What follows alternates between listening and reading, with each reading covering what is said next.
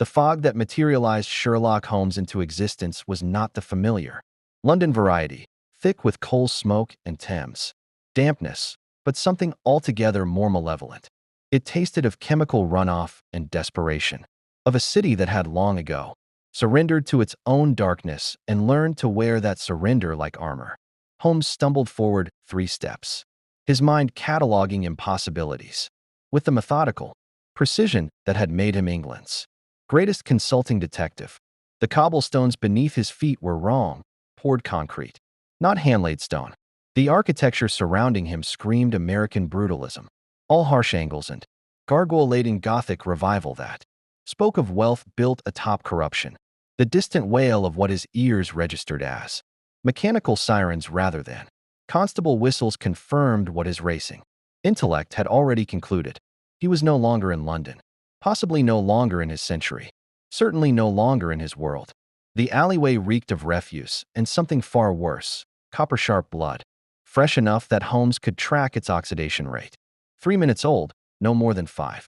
His eyes adjusted to the sodium vapor streetlights, electric illumination, advanced beyond even his era's most progressive installations, and found the source. A man lay sprawled against a dumpster, his face frozen in a rictus that Holmes's extensive study of post-mortem expressions could not categorize. Not fear, not pain, something approaching, laughter? Jesus Christ, another one. The voice carried exhaustion, deeper than any Holmes had heard in Scotland Yard's most veteran constables. A man emerged from the alley's opposite end, late 50s, salt and pepper mustache, eyes that had seen too much and expected worse. The badge on his coat read GCPD and identified him as commissioner. His service weapon remained holstered, but his hand rested near it, with the casual readiness of someone who'd drawn it too many times to count. "Commissioner Gordon, I presume," Holmes said, his voice steady despite the metaphysical vertigo threatening his legendary composure. "And before you ask, I am neither the perpetrator nor an ordinary witness. My name is Sherlock Holmes, and I have approximately 47 seconds to convince you I'm not insane before your officers arrive and complicate matters considerably." Gordon's eyes narrowed, his hand moving fractionally closer to his weapon. "How do you know my name? And how do you know backup's coming? Your coat bears the wear pattern of a man who sits at a desk, precisely 6 hours daily, but stands for extended periods. Thereafter, administrative authority balanced with street presence. The circular stain on your left sleeve, coffee mixed with what I deduce is stomach medication, indicates stress-related ulcers common to those commanding impossible situations. As for your reinforcements, I can hear their approach." Holmes tilted his head slightly. 3 vehicles, American-made, approaching from the north at speeds suggesting emergency response. Your radio crackled with static 43 seconds ago. You activated it the moment you saw me near the body. The sirens crescendoed as 3 police vehicles, Crown Victorias. Holmes's mind supplied from some distant catalog of automotive knowledge he shouldn't possess, screeched to a halt. Officers emerged with weapons drawn, and Holmes raised his hand slowly, his mind already working to catalog and decode this nightmare city he'd fallen into. But it was the corpse that demanded his attention. Holmes's gaze returned to the victim's face, to that terrible almost smile, and found the calling card. Pinned to the dead man's chest with a knife was a playing card, the Joker, grinning maniacally in garish purple and green. Beside it, written in what Holmes's nose confirmed was the victim's own blood, a message. "A stranger comes to play from fog and gaslight far away. Will he solve what makes no sense, or learn that logic is pretense? Welcome to Gotham, Mr. Holmes. The game is afoot." J. Holmes felt his blood chill. The killer knew he was coming, had known before Holmes himself had known, before whatever cosmic accident had torn him from Baker Street and deposited him in this urban hell. The implications cascaded through his mind like dominoes. Interdimensional awareness, preparation time, and worst of all, a criminal who viewed murder as entertainment and had apparently been waiting for him. "Commissioner," Holmes said quietly, his eyes never leaving the message, "I realize this will sound extraordinary, but I require your immediate cooperation. That message is addressed to me specifically. The killer anticipated my arrival in your city before I myself knew it would occur. which means we are not dealing with an ordinary criminal mind, but something far more dangerous, someone who views this as a game and has just invited me to play. Gordon stared at him for a long moment, then holstered his weapon, with a sigh that seemed to carry the weight of 1,000 similar impossible nights. The Joker. God damn it. Of course it's the Joker. He turned to his officers. Secure the scene. Full forensics. And someone get Batman on the line. He's going to want to hear about this. Batman. Holmes's eyebrow arched. A rather theatrical nom de guerre for a detective. Detective? Gordon laughed, a sound entirely devoid of humor. Mr. Holmes, if that's really who you are, welcome to Gotham City, where the criminals are monsters, the heroes are vigilantes. And logic checked out about 20 years ago. Batman's. Well, you'll see for yourself soon enough. Holmes looked up at the Gotham skyline, at the architectural madness of Art Deco twisted with neo-Gothic, at the massive signal mounted atop police headquarters that projected a bat symbol into the smog-choked clouds. This was not London. This was not even Earth as he understood it. This was a city that had stared into the abyss so long the abyss had stared back, moved in, and started collecting rent. And somewhere in this urban nightmare, a killer who called himself the Joker was waiting to see if Sherlock Holmes's legendary deductive reasoning could solve riddles that had no rational answers. Holmes smiled thinly. He had faced Professor Moriarty at Reichenbach Falls. He had solved cases that defied all conventional wisdom.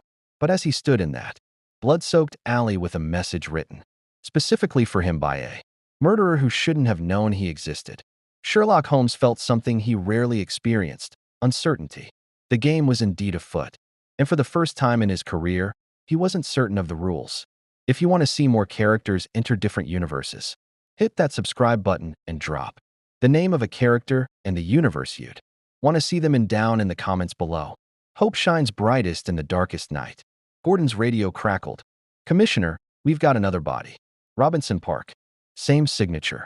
Holmes turned to Gordon, his eyes sharp with purpose. Then we have no time to waste. This Joker is accelerating. Show me everything you have on him, Commissioner. Every case file, every pattern, every documented crime. If he wants to play games with Sherlock Holmes, he'll learn that I've never lost. But even as he spoke with his characteristic confidence, Holmes couldn't shake the feeling that this case was unlike any he'd encountered. In Victorian London, even the most depraved criminals operated within frameworks of logic, greed, revenge, passion, power. The message on that corpse suggested something far more terrifying. A criminal who killed for the simple reason that he found it amusing, and who had somehow known a consulting detective from another world would arrive to try and stop him. The Batcave's existence violated approximately 17 principles Sherlock Holmes had considered fundamental to reality. A cavern system beneath a millionaire's estate, equipped with technology that made Scotland Yard's most advanced laboratories resemble children's toys, housing an arsenal that could outfit a small military force, all dedicated to one man's crusade against crime. Conducted while dressed as a nocturnal mammal, Holmes stood before the cave's massive computer array, his fingers steepled beneath his chin in his characteristic thinking pose, while Gordon made introductions to empty air. He's here, Gordon said to the shadows. Just because you can't see him doesn't mean. I've been observing Mr. Holmes for the past 4 minutes and 37 seconds, a voice replied from the darkness above them. Deep, gravelly, deliberately modulated to inspire fear. He's examined the cave's geological formations, calculated our depth below sea level, identified 3 separate entry points, and deduced the cave's ventilation system. He's also determined that I'm Bruce Wayne, though he's had the courtesy not to say so aloud. A figure descended from the stalactites, cape spreading like wings, silhouette designed for maximum psychological impact. Batman landed silently on the platform before them, and Holmes finally met the eyes of Gotham's legendary Dark Knight. The calluses on Commissioner Gordon's hand when we shook indicated he grips a specific pen model for extended periods, fountain pen, expensive, the type used for signing legal documents and charitable foundation paperwork. Holmes said evenly. His coat bore trace amounts of limestone dust consistent with this cave's composition, suggesting frequent visits. When I mentioned requiring access to Joker case files, He brought me here rather than GCPD headquarters, indicating either unauthorized cooperation with a vigilante or official sanction. Given the bat signal atop police headquarters, I deduced the latter. Holmes took 3 steps closer to Batman, his keen eyes cataloging details, with the same precision he'd applied to London's criminal underworld. Your suit incorporates Kevlar weaving, expensive, custom manufactured. Your utility belt contains approximately 40,000 pounds sterling worth of equipment by my estimation. Your voice modulator is sophisticated enough to disguise, but not eliminate certain speech patterns consistent with American East Coast upper-class education. You move with training far beyond simple street fighting, League of Shadows technique, unless I miss my guess. Though I confess that organization shouldn't exist in my world. Batman remained motionless. The League exists in yours too. You've simply never encountered it. Irrelevant at present. Holmes turned back to the computer array. Gordon provided me with basic information during our drive here. Multiple realities, dimensional barriers weakening. Previous instances of interdimensional travel documented. I accept the metaphysical framework. Because I have no choice, the evidence of my own displacement is irrefutable. What interests me more is why the Joker anticipated my arrival. Gordon says you've faced this criminal for years. Tell me, does he typically demonstrate precognitive abilities? No, Batman said flatly. He moved to the computer, bringing up case files with practiced efficiency. Crime scene photos flooded the screens, each more horrific than the last. Each victim bearing that terrible almost smile. The Joker is many things. Genius-level intelligence, complete disregard for human life, philosophical commitment to chaos and meaninglessness. But precognition? Never. Holmes studied the images with clinical detachment, the way he'd examined crime scenes from Whitechapel to Westminster. But something in these photographs disturbed him in ways the Ripper murders never had. Those killings, horrific as they were, possessed pattern and purpose, however twisted. These victims seemed to have died of something beyond physical trauma. They died laughing at a joke only the killer understood. 3 victims in the past week, Holmes murmured, his eyes tracking connections invisible to ordinary observers. All discovered in public locations, Robinson Park, Gotham Square, the Narrows. No sexual assault, no robbery, no apparent motive beyond the killing itself. The victims share no demographic commonalities, different ages, socioeconomic backgrounds, ethnicities, random selection, or at least designed to appear random. That's the Joker's signature, Gordon interjected. No pattern, no logic. He kills because he finds it funny. Nonsense. Holmes's voice carried absolute certainty. There is always pattern, always logic, even in the mind of the mad. The appearance of randomness is itself a pattern designed to frustrate investigators who seek conventional motives. But this, he tapped the screen showing the message written for him. This indicates specific targeting. He knew I was coming, which means either he has access to information about dimensional rifts, or someone told him. Batman finished.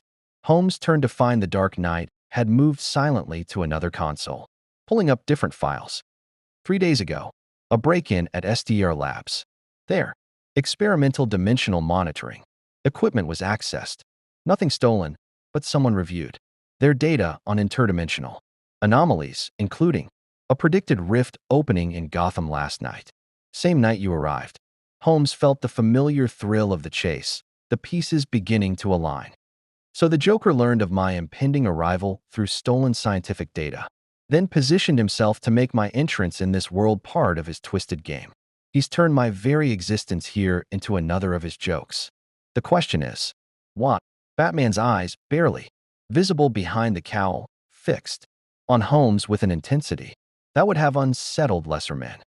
You're a detective from another world. Brilliant, by all accounts. But ultimately, just a man with keen observational skills. Why would the Joker specifically target you? Because I represent everything he despises, Holmes said quietly, the realization settling over him like London fog. I am the embodiment of rational deduction, of logical order imposed upon chaos. I have built my entire career on the principle that every crime, no matter how bizarre, has a rational explanation, that nothing is truly random or meaningless if one simply applies sufficient intellect to the problem. He met Batman's gaze. He wants to break me, to prove that in Gotham, in his world, logic itself is the joke. Gordon's radio crackled before Batman could respond. Commissioner, we've got a situation. Gotham Museum. Multiple hostages. Caller says to tell the detective from yesterday that round 2 begins now. And he's asking specifically for static. Then a voice that made Holmes's skin crawl with its cheerful malevolence. Sherlock. Shirley, Sherbear, Mr. Elementary, my dear Watson. The voice was high-pitched, manic, punctuated by giggles that held no humor whatsoever. Did you like my welcome present? 3 warm-up acts before the main event. But now the real game begins. Come to the museum, bring Batsy if you want, and let's see if that big, beautiful brain of yours can solve a real riddle. Oh, and Sherlock. Tick-tock, tick-tock, 45 minutes before the punchline kills. 23 innocent people. Better hurry, detective. The joke's already started, and spoiler alert, it's a killer. The transmission ended with laughter that echoed in the cave long. After the radio went silent, Batman was already moving toward the Batmobile. I'll get there in 8 minutes. Gordon, mobilize GCPD, but keep them at perimeter. Holmes, I'm coming with you, Holmes said, his tone brooking no argument. This creature has made it personal. He's challenged me directly. I cannot and will not stand aside. Batman paused, and for a moment Holmes thought he would refuse. Then the Dark Knight nodded once, sharply. Get in. But understand something, Mr. Holmes. In Gotham, your Victorian methods might get you killed. The Joker doesn't play by any rules you understand. Holmes climbed into the vehicle, noting its reinforced construction and military-grade specifications. Perhaps not, but I've faced Professor Moriarty, survived Reichenbach Falls, and solved cases that defied every logical principle. This Joker may think chaos is his weapon, but chaos is simply order that hasn't yet been properly understood. As the Batmobile roared toward the museum, Holmes's mind was already racing through possibilities, permutations, deductions. Somewhere in the Joker's apparent madness was pattern. There had to be. No mind, however disturbed, operated in true randomness. The challenge would be learning to think like a man who viewed murder as performance art and human suffering as comedy. The museum loomed ahead, grand neoclassical architecture, now surrounded by police vehicles, their lights painting the facade in red and blue. Batman brought the vehicle to a halt at the perimeter, and both detectives emerged into the chaos of Gordon's officers establishing containment. On the museum's front steps, a figure waited in the spotlight of police searchlights. Green hair, purple suit, skin bleached bone white, and a smile that belonged on a corpse. The Joker stood with arms outstretched like a performer acknowledging applause. 23 people bound and kneeling before him in a grotesque parody of a stage show. There's my favorite vigilante. And you brought the new guy? The Joker's voice carried across the plaza with theatrical projection. Mr. Holmes, so wonderful to finally meet you. I've prepared something special. A riddle that'll really test that legendary brain of yours. Holmes studied the scene with every sense heightened. The hostages' positions, arranged in a specific pattern. The Joker's stance, too relaxed, suggesting hidden contingencies. The museum entranced behind them. Doors open, darkness beyond, obviously trapped. What's the riddle, Joker? Batman called out, his voice carrying the weight of years of similar confrontations. The Joker's grin somehow widened, stretching his face into something barely human. Oh, Batsy, it's not for you. It's for our Victorian gentleman. Here it is, Sherlock, ready? What has a beginning but no end? Makes sense but means nothing, and will kill all these lovely people if you get it wrong. The Joker pulled out a detonator, thumb hovering over the trigger. You've got 30 seconds to answer. And remember, in Gotham, the answer's never what you think. Better deduce fast, detective. Holmes's mind raced through possibilities. His legendary deductive abilities pushed to their absolute limit.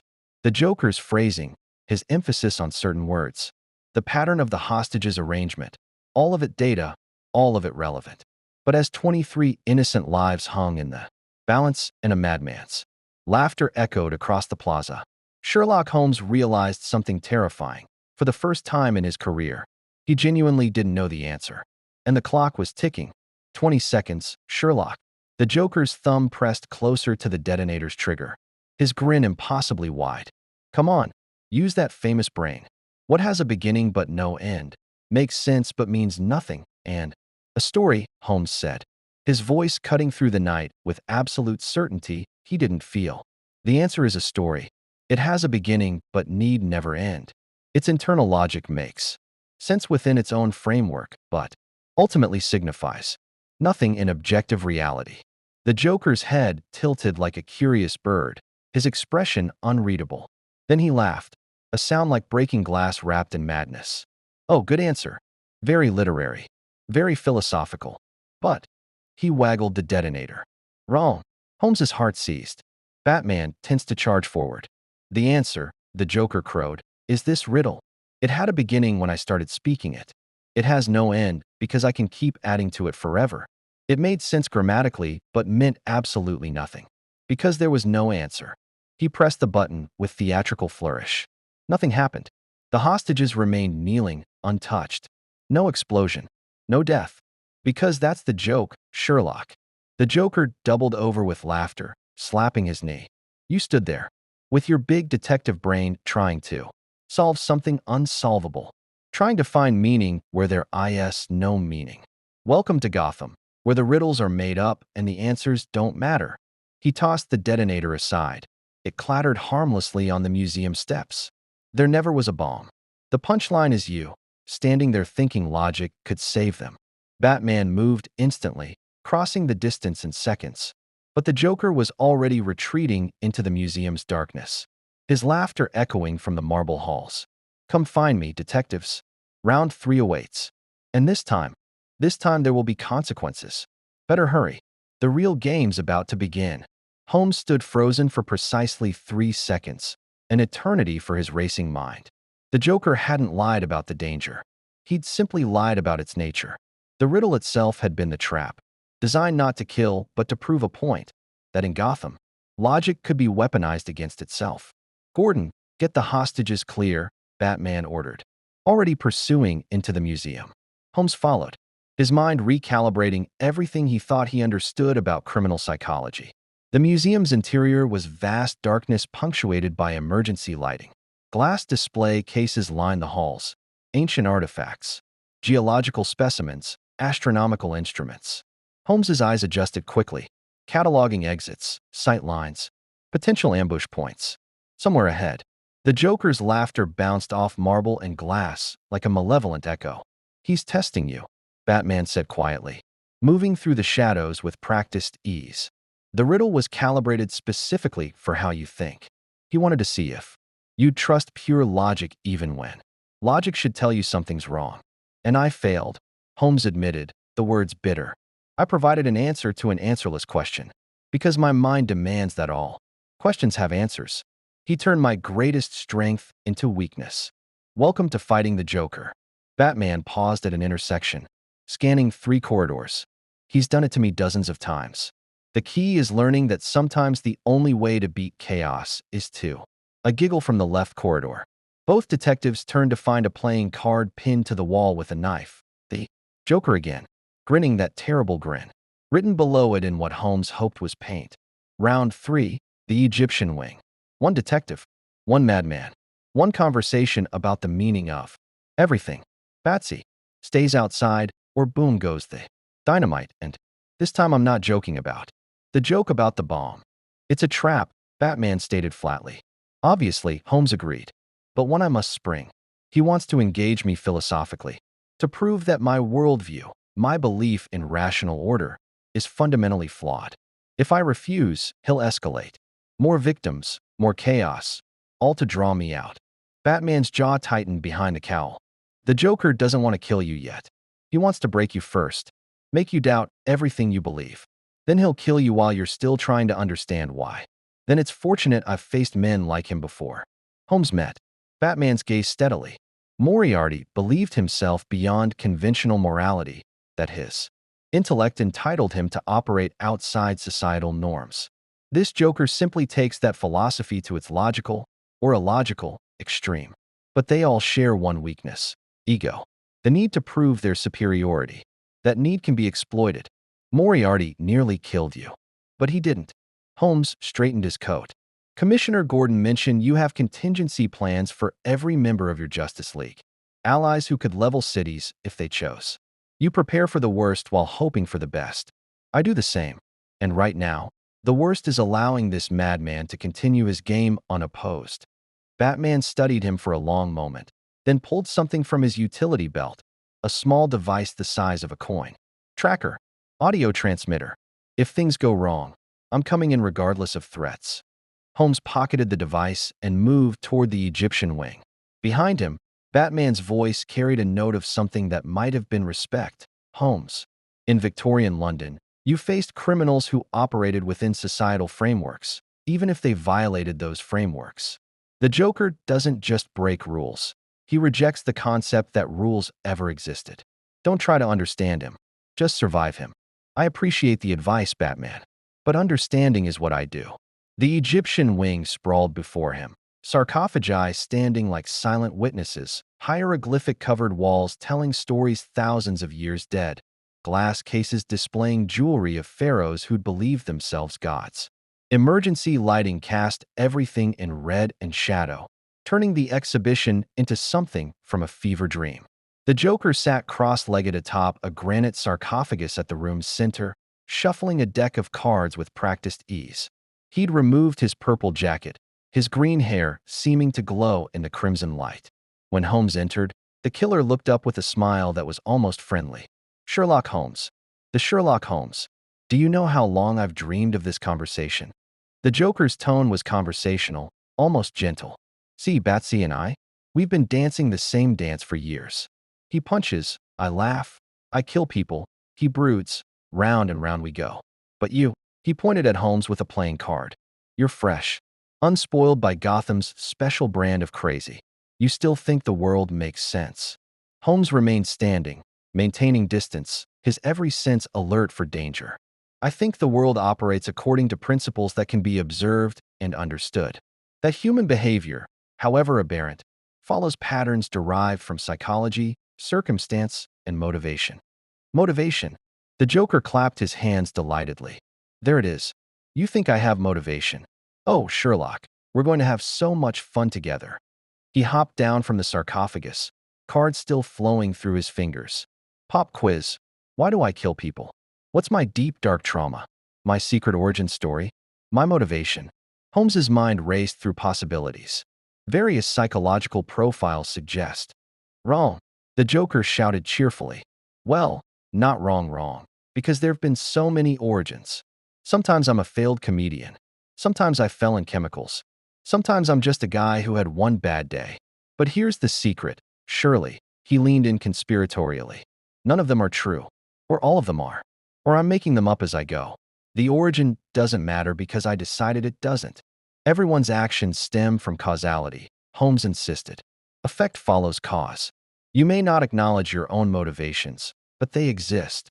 Do they? The Joker's smile took on a manic quality. Here's what I think, detective. I think you're terrified right now. Not of me. You've faced killers before. You're terrified that I might be right. That maybe, just maybe, life is a joke with no punchline. That all your deductions, and logic and carefully ordered worldview is just humanity's desperate attempt to pretend the universe cares. He began pacing, his movements fluid and unsettling. You solve crimes by finding patterns, right? Footprints, fingerprints, motivations, opportunities. You take chaos and make it make sense. But what if, he spun to face Holmes, what if some things don't make sense? What if some people kill just to watch the detectives like you twist themselves into knots trying to understand the ununderstandable? Holmes felt something shift in his perception. The Joker wasn't ranting. He was making an argument. A horrifying argument, but one with internal consistency. You're a nihilist.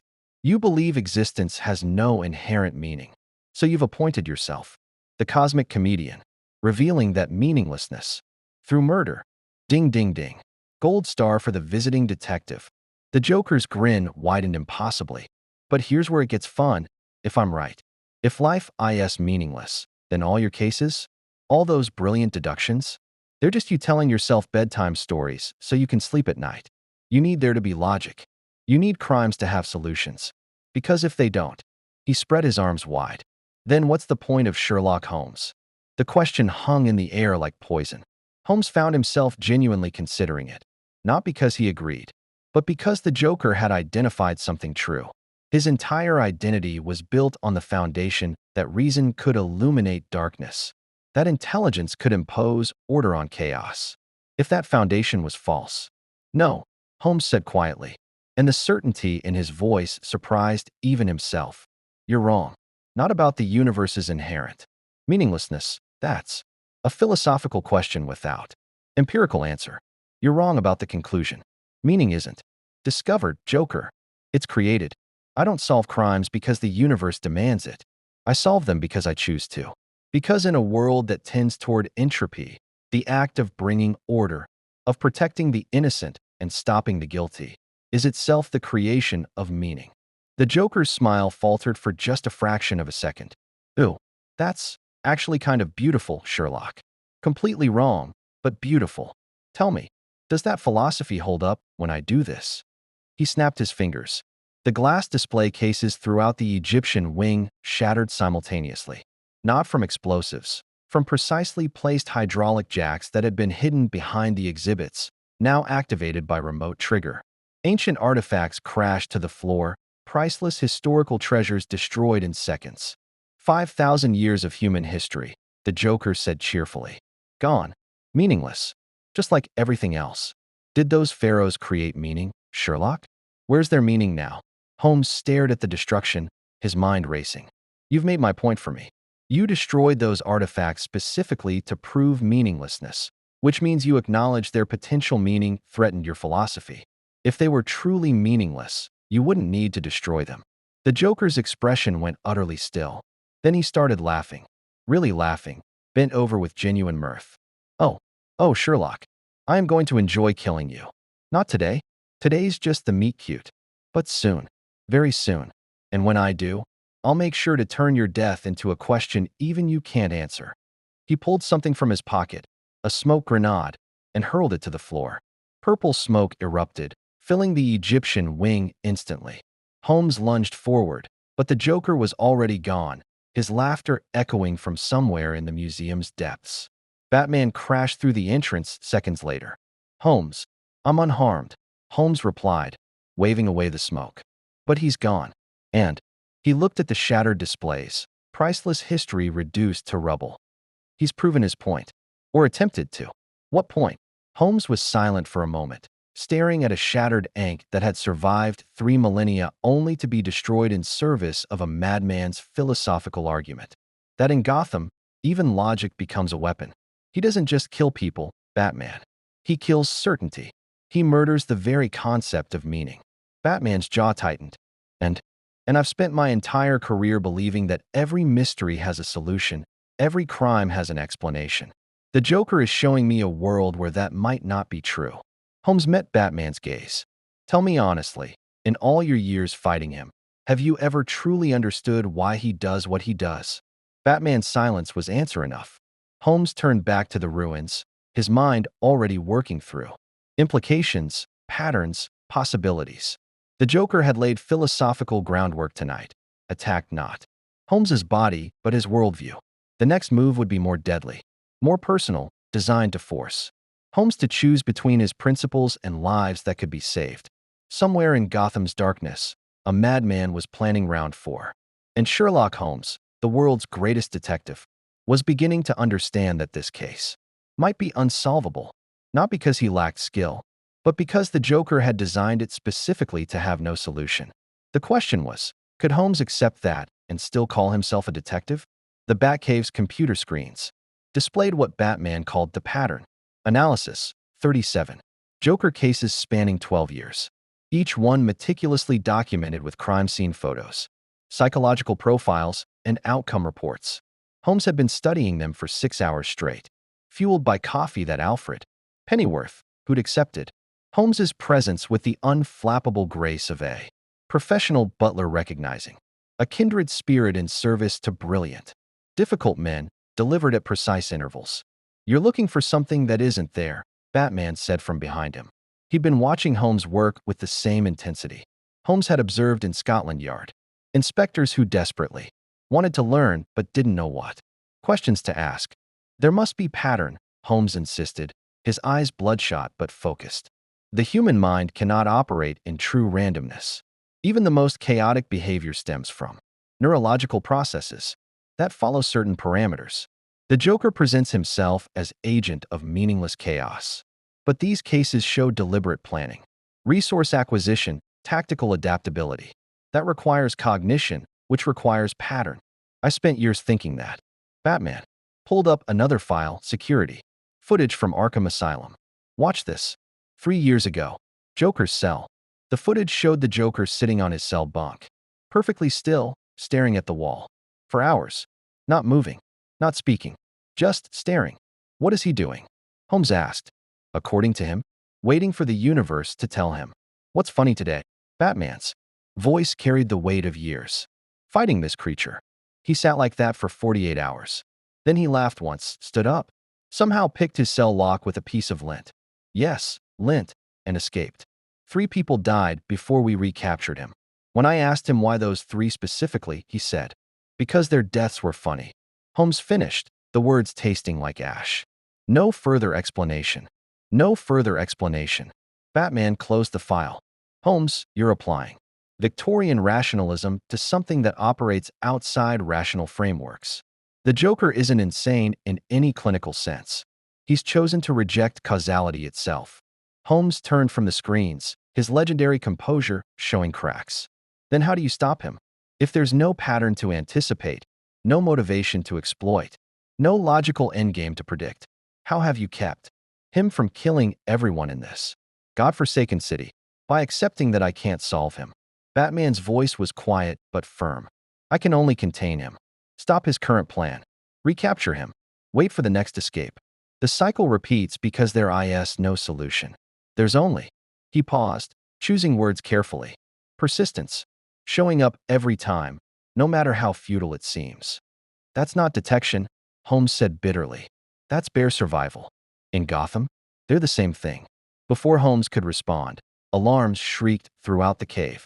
Batman was at the computer instantly, his fingers flying across keyboards. GCPD dispatch. Multiple casualties. Gotham City Hall. His eyes narrowed. Joker left a message. Audio file transmitted to every police scanner in the city. He played it.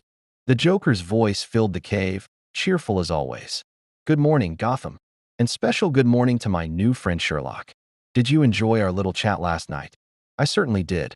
But now it's time for the final exam. I've left you a real mystery this time. One with actual clues and everything. Very traditional. Very the Hound of the Baskervilles. Except instead of a dog, it's bombs, and instead of a moor, it's City Hall, and instead of solving it bringing satisfaction and closure. Solving it wrong means boom go 23 government officials. You have until noon. That's 3 hours, Sherlock. Better get detecting. Holmes checked his pocket watch. 9:47 a.m. He's given us time deliberately. The game is meant to be played, not immediately lost. Which means he's confident you'll fail. Batman was already moving toward the Batmobile. City Hall has 6 floors, 3 basements, approximately 200 rooms. If he's planted multiple devices, he hasn't. Holmes was studying the audio file's waveform on screen, his mind engaging with something concrete after hours of philosophical quicksand. Listen to the ambient sound behind his voice. Echo pattern suggests a large space with marble surfaces, consistent with City Hall's main rotunda. He recorded this on location, which means he was there recently enough to not fear detection. That confidence suggests a single device, likely in a public space where evacuation would be complicated. Batman nodded slowly. The rotunda connects to all major corridors. Evacuation would push people toward exits that could also be trapped. Gordon needs to clear the building but keep people in place. Create safe zones away from potential secondary devices. Holmes was already moving. We need to examine the scene directly. The Joker said he's given me a traditional mystery. That suggests he's adopted my methods ironically. Left clues that follow logical progression. 20 minutes later, they stood in City Hall's rotunda. Gordon had evacuated most personnel but kept essential security. The space soared 4 stories high. Marble columns supporting a domed ceiling decorated with murals depicting Gotham's founding. Morning light streamed through stained glass windows, painting everything in jewel tones. In the rotunda's exact center sat a card table, folding. Cheap, absurdly mundane. On it, a chess set. The pieces were arranged in what Holmes immediately recognized as an impossible position. No legal game could have produced this configuration. Beside the board, another playing card. And on the floor beneath the table, a metal briefcase with a digital timer. 2 hours, 47 minutes, and 33 seconds. 2 hours, 47 minutes, and 32 seconds. 2 hours, 47 minutes, and 31 seconds. Don't touch anything, Batman warned. Already scanning with handheld equipment. Could be pressure sensors, photoreactive triggers. He wants me to solve it, not die immediately, Holmes interrupted, circling the table with predatory focus. Finally, physical evidence. Tangible clues. This was familiar ground, where his skills had meaning. The chess position is deliberately impossible. White king in check from 3 directions simultaneously. Yet it's supposedly white's turn. Black pieces positioned in ways that violate movement rules. It's not a puzzle to solve, but a message to decode. He pulled out his phone. Batman had provided him with modern technology that morning and photographed the board from multiple angles. The Joker said this was traditional. Chess features prominently in classical detective fiction as metaphor for criminal mastermind versus investigator. But this board mocks that metaphor by making the game unplayable. So what's the message? Gordon asked, sweat beading on his forehead despite the cool morning. We've got less than 3 hours. Holmes studied the impossible configuration, his mind racing through chess theory, literary references, symbolic meanings. White king surrounded, black pieces arranged in weight. He grabbed a notepad from his coat, sketching the board rapidly. When he connected certain pieces with lines based on their positions, a pattern emerged. Letters. The black pieces spelled out coordinates when their positions were translated alphanumerically. B3, basement level 3, Holmes said. That's where the actual device is located. This is merely the timer. Batman was already moving. There is no basement level 3. City Hall only has 2 basement levels. Then he's created one. Or we're misinterpreting. Holmes froze. No, not basement. B3. B could be building. This is one of 3 devices. 3 locations across Gotham. Gordon's radio crackled. Commissioner, we've got reports coming in. Gotham General Hospital, suspicious device found in the lobby. And Robinson Park, device discovered at the main pavilion. Both have timers matching the City Hall countdown. Holmes felt ice in his veins. 3 devices. 3 locations. The timer ticked toward catastrophe. 2 hours, 39 minutes, and 17 seconds. 2 hours, 39 minutes, and 16 seconds. He's divided the problem, Batman said, his voice tight with controlled fury. 3 targets. 1 team. Classic Joker. Force us to choose who dies. No. Holmes was examining the chess pieces more closely now, his enhanced observational skills cataloging minute details. The other 2 are decoys. They must be. The Joker's entire philosophy centers on meaninglessness. He wouldn't create a genuine dilemma with moral weight. That would grant meaning to the choice itself. You're gambling lives on philosophy. Gordon's voice rose. What if you're wrong? Then I'm wrong. And I'll live with those deaths. Holmes met his eyes steadily. But I'm not wrong. The Joker wants me to doubt my methods, to second-guess my deductions, to choose random chance over logical analysis because he's convinced me logic doesn't work in Gotham. The moment I abandon my principles, he wins. Not just this game, the entire argument. Batman studied him for a long moment. You're that certain? I'm never certain, Holmes admitted. Certainty is the enemy of truth. But the evidence suggests, strongly suggests, that this is the real device. The chess pieces are too elaborate, too carefully arranged. The Joker invested effort here. The others are likely simple theatrical props designed to divide our attention. Batman made his decision. Gordon, send bomb squads to the hospital and park, but keep minimal personnel. If Holmes is right, those devices are fake. If he's wrong, he didn't finish. We focus here. The timer read 2 hours, 31 minutes, and 44 seconds. Still falling. Holmes knelt beside the briefcase, examining it without touching. Standard commercial case. Unremarkable except for the lock mechanism. Custom. Sophisticated and clearly trapped against forced entry. The timer was visible through a small reinforced window in the case's surface. The chess position gives us the location. But we need the disarming sequence, Holmes murmured. The Joker said traditional mystery. That means clues leading to solution. The playing card. He carefully lifted the card. Not a Joker this time. The King of Hearts. In many decks, the only king depicted without a mustache. Called the Suicide King because the sword he holds appears to pierce his own head. Suicide King, Batman said, could mean the disarming code kills the device instead of defusing it. Or its commentary on my position. Holmes studied the card's surface under the rotunda's light. There, barely visible, tiny numbers printed in the card's decorative border. He's written coordinates, latitude and longitude. He pulled out his phone, entering the coordinates. The map application loaded, centered on the exact center of the rotunda where they currently stood. We're already here, Gordon said. What does that? It means the solution is in this room, Holmes interrupted, his eyes scanning the space with renewed intensity. Something visible, something obvious, something I'm meant to deduce.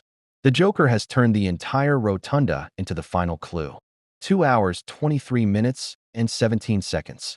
2 hours, 23 minutes, and 16 seconds. Holmes spun slowly, cataloging everything. Marble columns, 12 of them, each carved with names of Gotham's founding families. The murals above, depicting Thomas and Martha Wayne's charitable works, alongside other historical moments. The stained glass windows, 8 of them, each showing a different virtue. Justice, mercy, courage, hope. His mind raced through connections. 12 columns, 8 windows, 1 chess set with an impossible game. The numbers had to mean something. 12 and 8. Or 1, 2, and 8. Could be time, 12:08.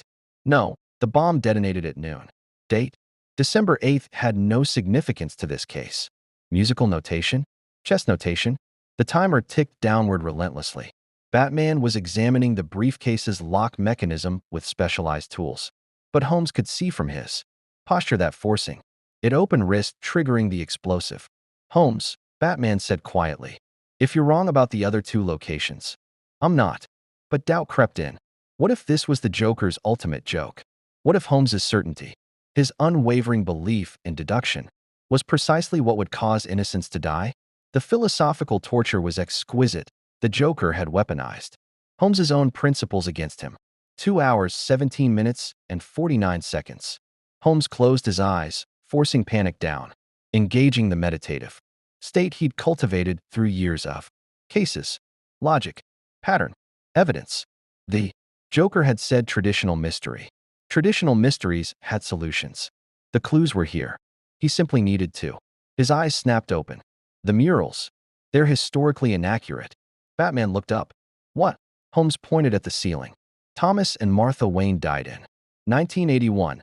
That mural shows them at the opening of Gotham General's new wing, which, according to the plaque, occurred in 1986. They couldn't have attended. The Joker or someone working for him altered the mural.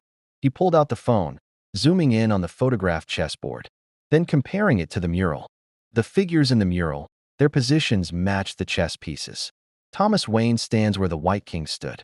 Martha where the White Queen was positioned. The other figures. He mapped them mentally. 6 other people in the mural, positioned exactly where 6 key chess pieces had been arranged. They're not random historical figures. They're people connected to this building. Current city officials. The Joker is showing us his targets. Gordon was already on his radio. Give me a list of everyone in that mural. I need to know if those officials are in the building. 2 hours, 9 minutes, and 23 seconds. Batman understood first. It's not about disarming the bomb. It's about figuring out who he's actually targeting. The bomb might not be in the briefcase at all. Holmes nodded, his mind racing ahead. The briefcase is theatrics. The real device is somewhere in this building, located near wherever those 6 officials are positioned. The Joker knows. I deduce his targets from the mural, which means he wants them warned. This entire scenario is designed to. Gordon's radio crackled. Commissioner, we've cleared the hospital and park. No devices found at either location. I repeat, no explosive devices at the secondary sites. Holmes allowed himself the briefest moment of validation. He'd been right, but there was no time for satisfaction. The chess position, he said rapidly. It's not just impossible, it's stalemate. No legal move can be made. In chess literature, stalemate represents futility. The game cannot continue. Which means, there is no bomb, Batman finished, his voice carrying something between rage and grudging respect. He's made us solve a mystery with no crime. Just the threat of one. As if on cue, the timer reached 2 hours and stopped. The display changed, showing text instead of numbers. Wrong. Or right. Who knows? The real joke is that you spent 3 hours solving a puzzle that had no answer. No bomb. No dead officials. Just fear and deduction and wasted effort. But here's the twist, Sherlock. While you were here playing detective, I was actually across town doing actual crimes. Check the news. The game continues. Jay? Holmes felt rage surge through him. Pure, incandescent fury at being manipulated so completely. The Joker had weaponized his own competence, turned his deductive abilities into a distraction while real atrocities occurred elsewhere. Batman was already accessing news feeds. His expression darkened. Blackgate Prison. Mass breakout 20 minutes ago.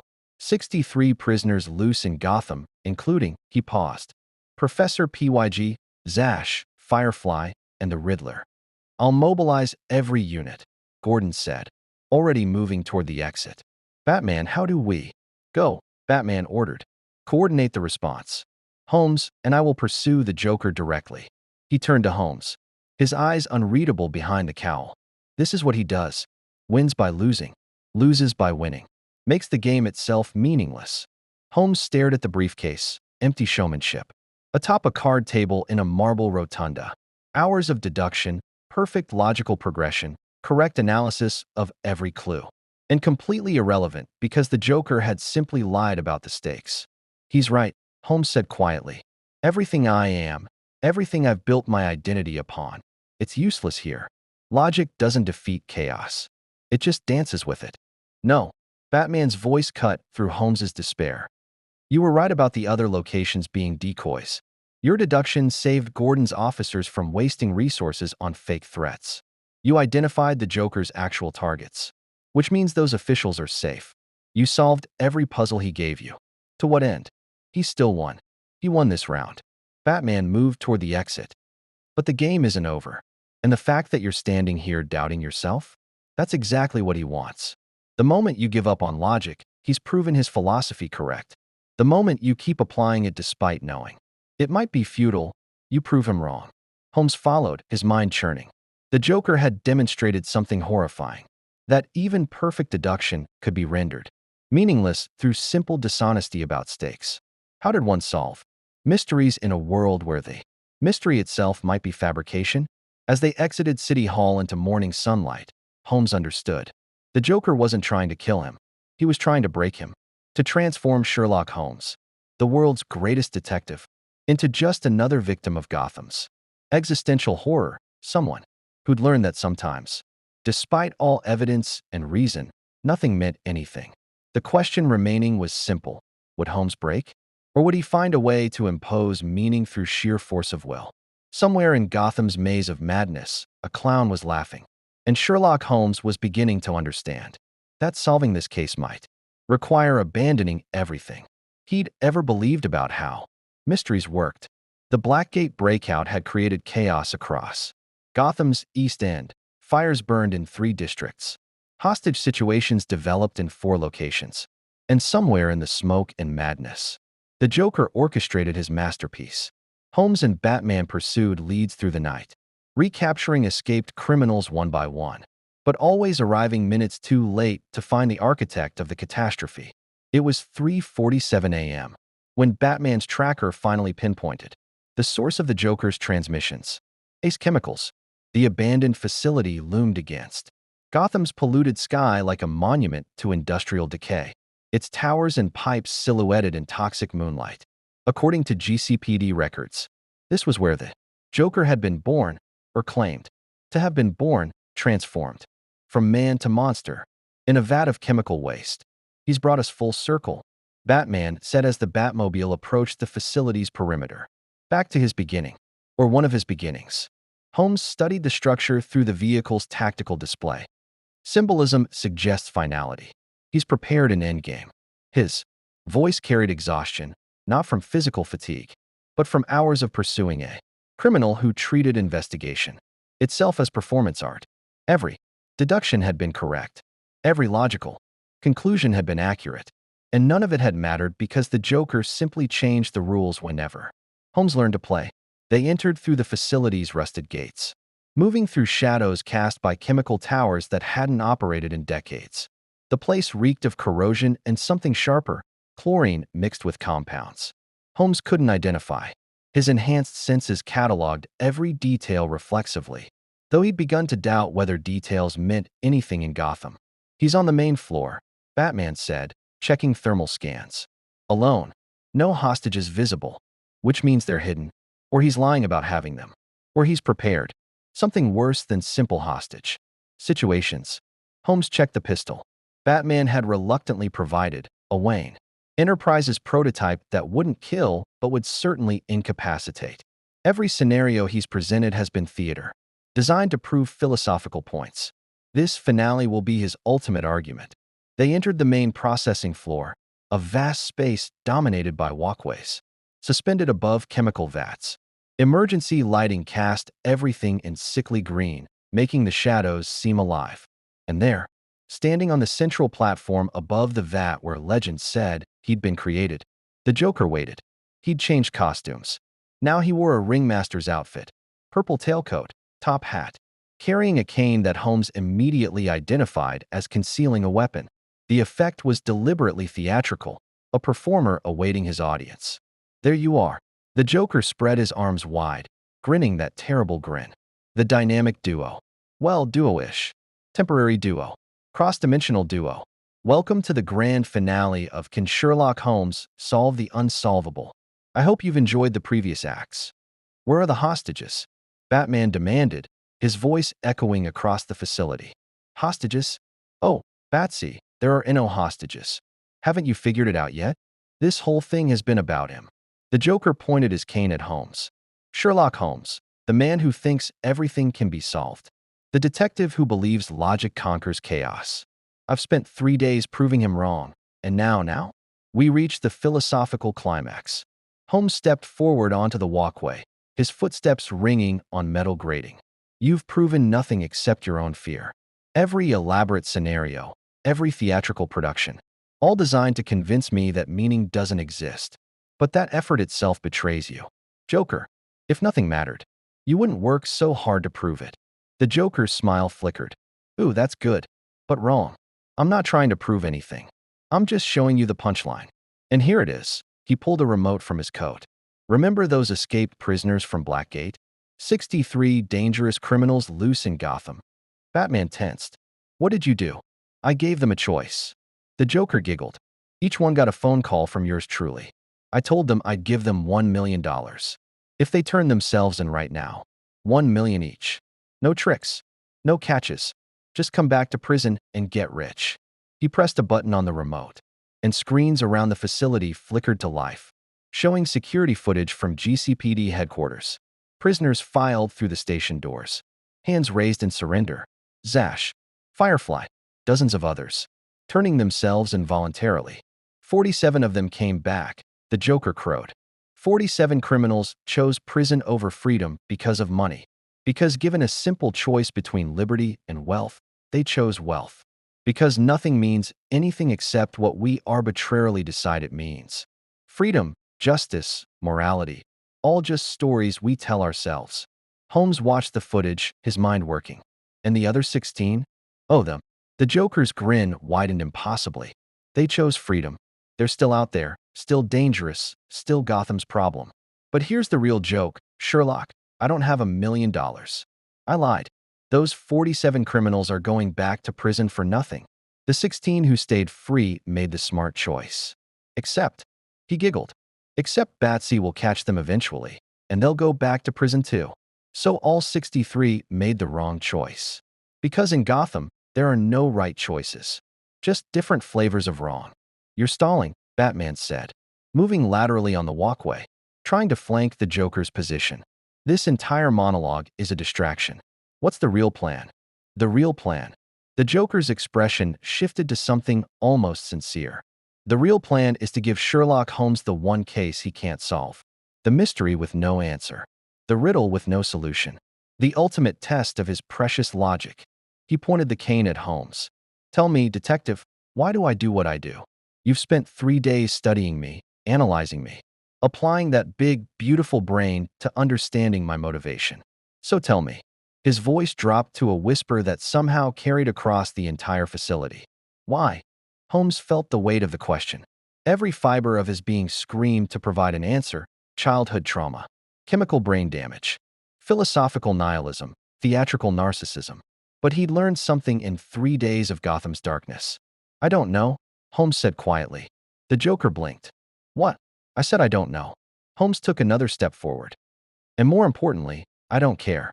You want me to solve you, to reduce your existence to neat categories and causal chains, to prove that logic can explain chaos.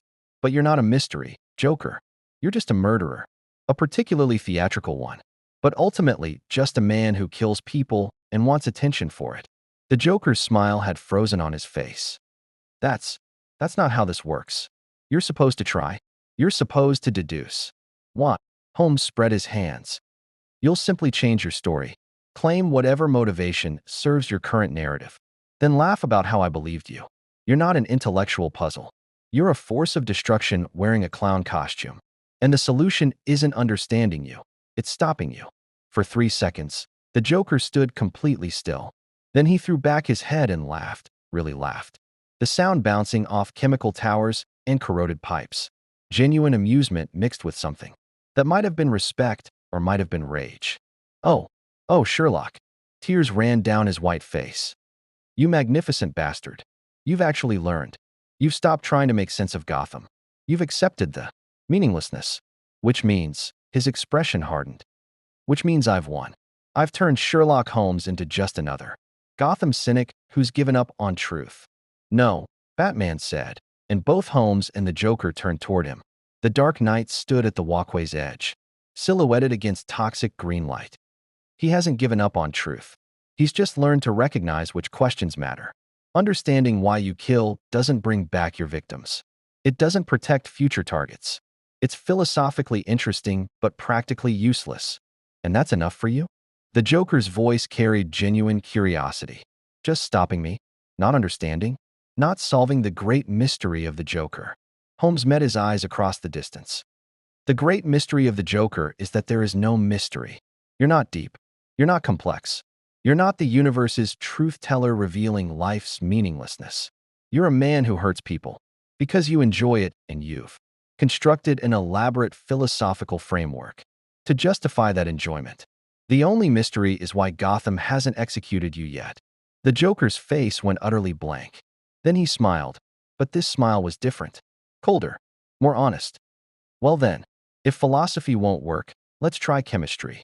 He pressed another button on the remote. The vats beneath them began to bubble, chemical compounds mixing in reactions that filled the air with acrid smoke. Warning klaxons blared throughout the facility. This place is rigged to explode in 5 minutes. The Joker shouted over the alarms. Old-fashioned doomsday device. Very traditional. Very villain's lair self-destructs. You can try to disarm it, or you can chase me, but you can't do both. So choose. Detectives. The riddle or the villain. Logic or instinct. Save the city or stop the clown. He ran, not toward an exit, but deeper into the facility. Toward the tower complex where the main chemical processors still held enough volatile compounds to level 6 city blocks. Batman was already moving toward the control systems. I'll handle the bomb. You stop him from triggering whatever backup plan he's got. Go. Holmes ran, his legs pumped across metal walkways, his lungs burning from chemical fumes, his mind still reeling from the realization that had struck him during the confrontation. The Joker wasn't testing his logic. He was testing his soul. Every scenario had been designed to make Holmes doubt himself, to transform him into something less than he'd been. And Holmes had almost let it happen. He burst through a door into the tower complex, a maze of pipes and valves and pressure gauges spinning into red zones. The Joker stood at the central console, his hands dancing across controls with practiced expertise. You followed me.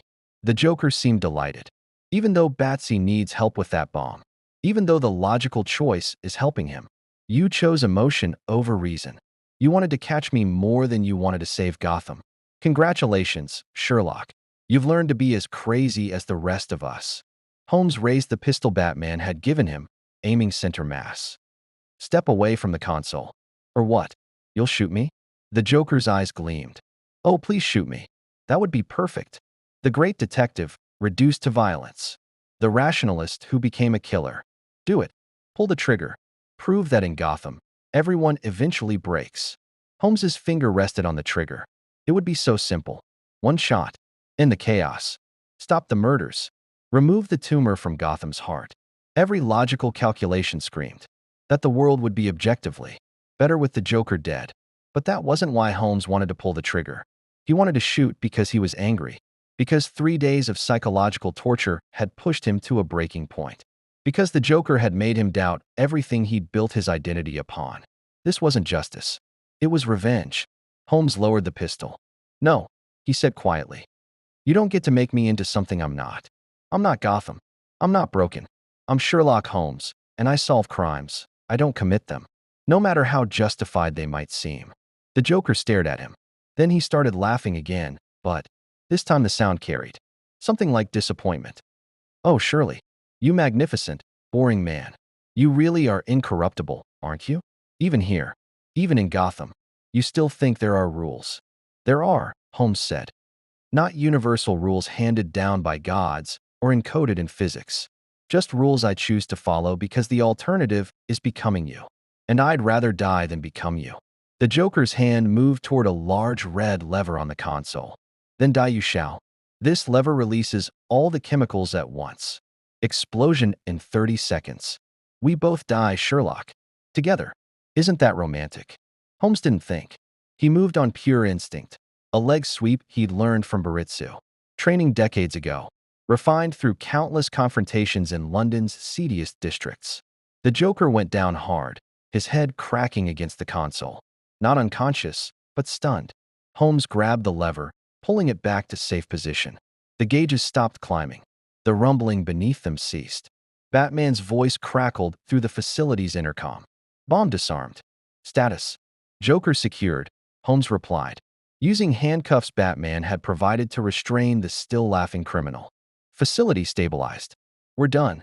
But even as he said it, as GCPD units stormed into the complex to take the Joker into custody, as Gordon slapped Holmes on the back with genuine gratitude, as Batman nodded with something approaching respect, Holmes knew it wasn't over. Not really. The Joker had lost this round. But he'd planted seeds of doubt that would grow in Holmes's mind long after returning to his own world. The detective who'd always believed every mystery had a solution had encountered. A man who was less a mystery than a natural disaster, something to be survived rather than understood. As they led the Joker away, the clown looked back at Holmes one last time. His smile was almost gentle. You know what the real joke is, Sherlock? You think you won. You think you beat me. But you didn't solve anything. You just stopped trying. And in Gotham, his eyes glittered with something that might have been madness or might have been terrible sanity.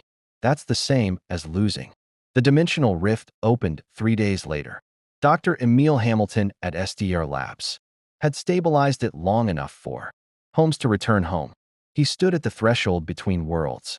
Batman and Gordon beside him in the laboratory's sterile white light. You'll write about this, Gordon predicted. Another case for Dr. Watson to document. Holmes smiled thinly. Would you believe me if I did? A city where gods walk as men, where criminals dress as clowns, where the greatest detective work isn't solving mysteries, but simply persisting. He shook his head. No, this case remains unsolved. The Joker remains unexplained. Some mysteries, I've learned, are better left unfinished. Batman extended a hand. Holmes shook it. You did well, the Dark Knight said. Better than most. You didn't break. I bent, Holmes admitted. The Joker was right about one thing. I stopped trying to understand him. I simply accepted that some things resist understanding. That's not a victory. That's exhaustion. In Gotham, they're the same thing. Batman's voice carried hard-won wisdom.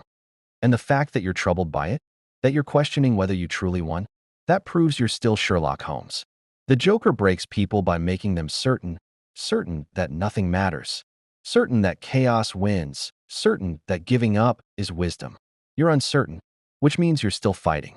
Holmes considered this as the rift's energies built, reality itself preparing to send him home. Tell me honestly, in all your years fighting him, have you ever truly believed you're winning? Batman was silent for a long moment. Then, every morning Gotham wakes up, I've won. Every life saved, every crime stopped. Every child who grows up not as an orphan, those are victories. The Joker wants me to see the big picture, the ultimate futility, the cosmic joke. But I've learned to see smaller. One night at a time, one life at a time, one choice at a time to keep fighting even when it seems pointless. Holmes nodded slowly. Then perhaps I did learn something after all. Not about the Joker, about myself.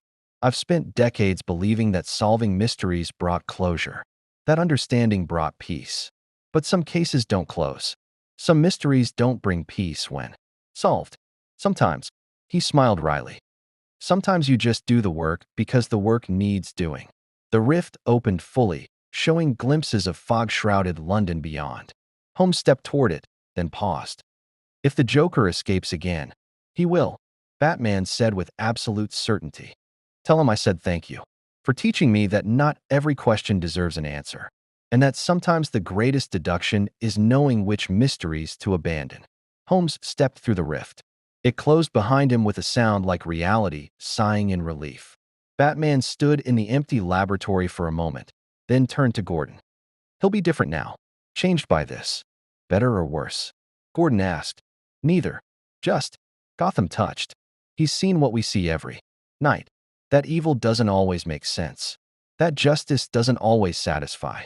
That sometimes you can do everything right and still lose. Batman moved toward the exit. But he also learned that you keep going anyway. That's the only victory that matters.